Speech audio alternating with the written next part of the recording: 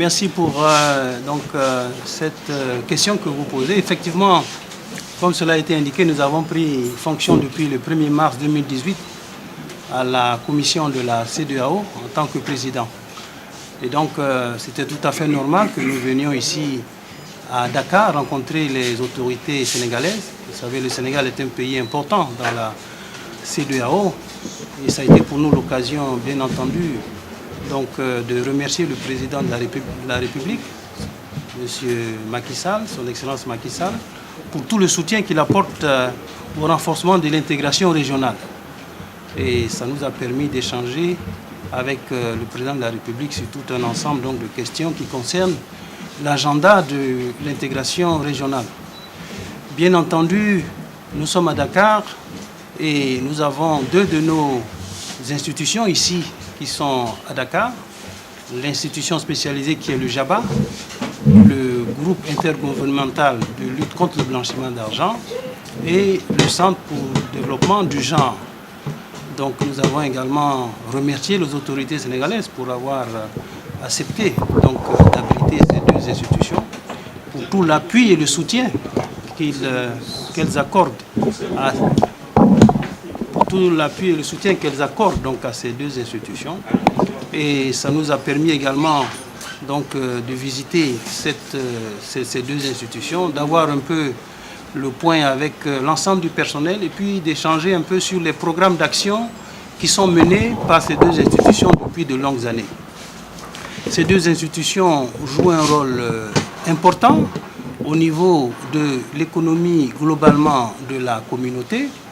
Vous savez que le groupement intergouvernemental de lutte contre le blanchiment de l'argent, le JABA, a pour mission essentiellement d'aider les pays à mettre en place un dispositif efficace et effectif de lutte contre le blanchiment de l'argent et contre le financement du terrorisme. Donc, il s'agit de travailler pour qu'il y ait une harmonisation efficace donc, des dispositifs réglementaires, faire en sorte que les organismes qui sont au niveau de chaque État, les cellules d'information financière, donc, aient les mêmes dispositions juridiques, aient les mêmes capacités en matière de formation. Donc, le JABA appuie donc, les différentes structures. Le JABA également sert de relais avec les autres organisations internationales qui travaillent pour la lutte contre le blanchiment, notamment le GAFI. Donc, les mécanismes d'évaluation des dispositifs au niveau de chaque pays, donc en matière d'harmonisation des dispositifs, donc qui est fait à travers une évaluation pour corriger les dysfonctionnements. Donc, sont des aspects également de l'intervention du JABA. Tout ce qui est lié à la formation également, donc sont effectivement des activités que le JABA mène pour aider les pays donc, à avoir un dispositif efficace de lutte contre le blanchiment de l'argent et le financement du terrorisme. Il faut lutter contre le blanchiment de l'argent et le financement du terrorisme parce que à travers ces activités illicites qui sont financées par ces mécanismes, on arrive à avoir donc des difficultés au niveau économique. Cela crée beaucoup de problèmes puisque lorsqu'il y a des financements qui vont à travers le blanchiment de l'argent dans notre système financier, évidemment c'est tout le système lui-même qui est mis en difficulté. Lorsque vous avez des financements pour le terrorisme qui sont faits à travers nos systèmes bancaires et nos systèmes financiers, c'est l'économie elle-même qui est à risque. Donc il faut au niveau de nos pays avoir un dispositif qui soit efficace. Et cela est d'autant plus important que nous sommes dans une union monétaire au niveau de l'UEMOA, mais nous sommes également au niveau d'une union douanière au niveau de la CEDEAO. Et donc il faut harmoniser notre dispositif. Donc vraiment, c'est pour moi l'occasion de remercier encore les autorités sénégalaises pour tout l'appui qui est donné. Ça a été l'occasion pour nous de féliciter les agents du JABA pour le travail qui est fait depuis plusieurs années et puis de les encourager et voir un peu comment est-ce qu'on peut renforcer leurs capacités, faire en sorte qu'ils puissent encore travailler dans de meilleures conditions pour justement la communauté, c'est-à-dire la CEDEAO. Vous savez, le dispositif de lutte contre le blanchiment de l'argent, d'abord est un dispositif qui est mis en place au niveau national. Vous savez, Au Sénégal, ces aspects ont commencé à être mis en place au milieu des années 2000. Et c'est surtout la Banque centrale des États de l'Afrique de l'Ouest, puisqu'on parle du système bancaire et du système financier, et l'autorité monétaire, c'est la Banque centrale, donc au niveau de l'union monétaire, donc les dispositifs réglementaires et légaux ont été mis en place. Et donc vous avez dans pratiquement tous les pays, pas seulement de l'UEMOA, mais dans les pays de la CEDEAO, vous avez des cellules d'information financière. Et ces cellules d'information financière, conformément aux dispositifs réglementaires, donc qui travaillent avec les banques, doivent collecter des informations qui sont analysées et qui permettent donc de surveiller et s'assurer que les systèmes bancaires et financiers ne sont pas pris et utilisés par ceux qui veulent blanchir de l'argent ou ceux qui veulent financer le terrorisme. Alors, le fait même déjà de savoir que ce dispositif existe, pour tous ceux qui ont des intentions malveillantes, déjà, ça, c'est un élément, évidemment, qui freine. Parce que vous savez que dès qu'il y a un signal qui sera donné, vous allez être suivi et donc le dispositif va se mettre en place. Donc ça existe déjà et ça a été même renforcé puisque le dispositif a été amélioré au début des années, après, je crois en 2011-2012. La question maintenant, c'était de faire en sorte qu'il y ait une harmonisation. Parce que quand on lutte pour la préservation et l'intégrité de nos systèmes bancaires et financiers, si vous n'avez pas une harmonisation, mais ceux qui sont malveillants vont aller chercher le point faible, le maillon faible, et entrer par ce système.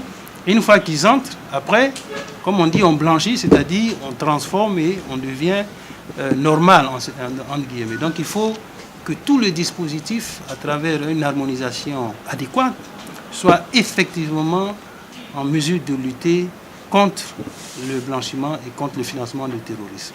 Sur la Guinée-Bissau, je dois vous dire qu'il y a une médiation qui est faite par le président du Togo, le président en exercice, qui s'occupe de ça. Donc je crois qu'il faut laisser les choses évoluer. Ce sont des dossiers qui sont suivis au niveau de la conférence des chefs d'État pour essayer d'apporter une solution à la situation. Donc je crois qu'on va attendre un peu les résultats de ces travaux qui sont menés à ce niveau avant de pouvoir se prononcer là-dessus.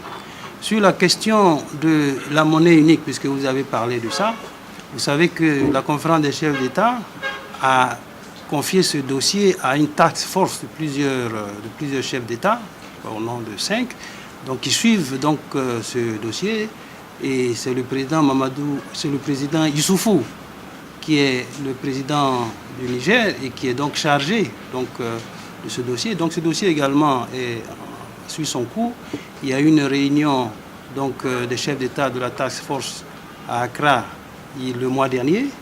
Et donc il va falloir attendre les évolutions sur ce dossier. Sur le genre, nous avons parlé du genre ici. Nous sommes venus, comme je l'ai dit, visiter le Centre pour le développement du genre. C'est un phénomène important. Il faut qu'au niveau de la CEDEAO, les progrès qu'on a notés continuent. Il y a eu beaucoup de progrès. Beaucoup de pays ont vraiment évolué positivement dans tout ce qui est politique du genre.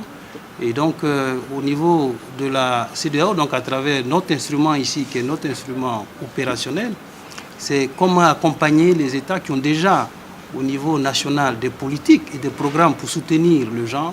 Donc, comment les accompagner? Alors, nous le faisons à travers, bien entendu, des interventions directes, notamment en matière de formation, en matière d'appui sur le plan de la santé, au niveau du problème des fistules, au niveau de la formation, au niveau de la création des emplois pour les femmes, au niveau de tout ce qui est réseautage pour soutenir le développement des femmes dans différents secteurs, au niveau du Parlement, au niveau des secteurs économiques, du commerce en particulier.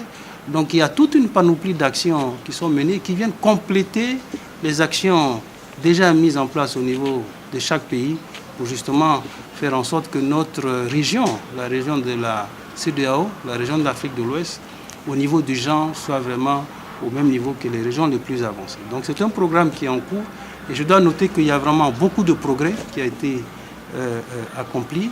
Et nous allons continuer à soutenir cette dynamique pour que nous puissions atteindre tous nos objectifs.